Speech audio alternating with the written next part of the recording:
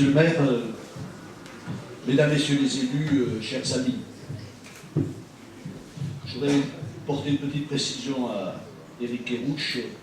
Après enquête, il ne s'agit en rien d'une responsabilité de Jean-Yves Pontus, ça s'appelle un nasovirus. Et puis, malheureusement, l'actualité récente nous a montré qu'on n'était jamais à l'abri du terrorisme, du fanatisme et de la bêtise. Ces crimes barbares qui ont été perpétrés par qui, vous savez, nous ont tous touchés et nous amènent à réfléchir. Personnellement, j'ai participé mardi dernier à l'Assemblée nationale à ce qui devait être une minute de silence en hommage aux victimes, à leurs familles, et qui spontanément a éclaté dans une exceptionnelle marseillaise qui a jailli de tous les bancs de l'hémicycle, toute sensibilité confondue, parce qu'à ce moment-là, nous étions les représentants de la nation, plus que jamais, dans sa diversité, mais dans son unité. Et jamais je n'ai connu, dans ma vie d'élu, qui, certains le disent, déjà assez longue, jamais je n'ai connu un tel moment d'émotion et de densité. Il paraît que ceux qui ont regardé ce moment à la télévision ont senti qu'il se passait quelque chose et éprouvé une émotion comparable. Il y a des moments où on est fier d'être français. On est fier quand la nation est capable de se rassembler comme ça, même si on sait qu'on aura l'occasion de reprendre nos petites chacalleries habituelles. Mais dans les grands moments, la nation c'est ça. On est fier d'avoir un président de la République et un gouvernement qui ont été à la hauteur de la situation. Et ceci a été unanimement reconnu. Ça ne change pas après les jugements qu'on pourra porter par la suite. Mais ça veut dire qu'il y a quand même des moments où beaucoup de choses nous rassemblent. Nous rassemble Athos aujourd'hui, la période des feux.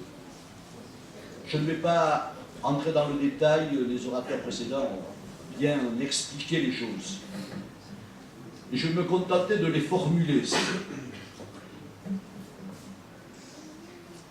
Le défi que le pays a relevé en premier et avant tout, c'est bien sûr la lutte contre le chômage et pour l'emploi.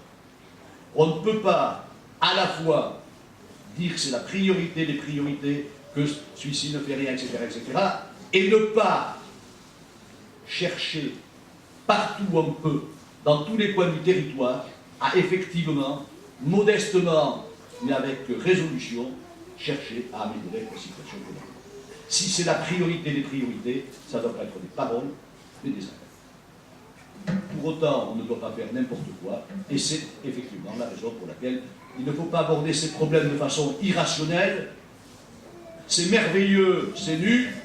Non, il faut étudier les questions rationnellement, peser le pour et le contre, le cas échéant, amender le projet, faire en sorte que ce rassemblement et ce dialogue dont on parle par ailleurs, on le pratique, c'est ce qui vous est proposé pour l'année 2015. Alors, puisque je voulais parler de vœux, je dirais, monsieur le maire de Tos, je suis bien persuadé, et c'est le souhait que je formule, que nous ne connaîtrons pas la guerre du Golfe. C'est inutile. Et je donnerai comme argument complémentaire, très simplement, regardons ce qui s'est passé. Qui a envie de revenir sur le golfe de Moliette? Qui a envie de revenir sur le golfe de Seignos? Qui a envie de revenir sur le golfe d'Osegor? Ben, vous voyez qu'on peut très bien vivre avec des golfs, ce n'est pas ce qu'on nous annonce parfois, et j'espère que personne ne les mettra en question. En tout cas, ça fera partie du débat démocratique et je serai très attentif à ce que les uns et les autres diront à ce sujet. La deuxième chose que je voulais vous dire et terminer là-dessus, c'est un remerciement, ou plutôt des remerciements, à l'encontre d'Hervé Bouillery, votre conseiller général. Il a choisi de ne pas se représenter aux élections départementales. Vous savez qui il est, puisque vous lui avez fait régulièrement confiance, comme vous l'avez fait à Jean-Luc Pontus. Vous savez ce qu'il a fait. C'est un chef d'entreprise. Vous savez ce qu'il pense.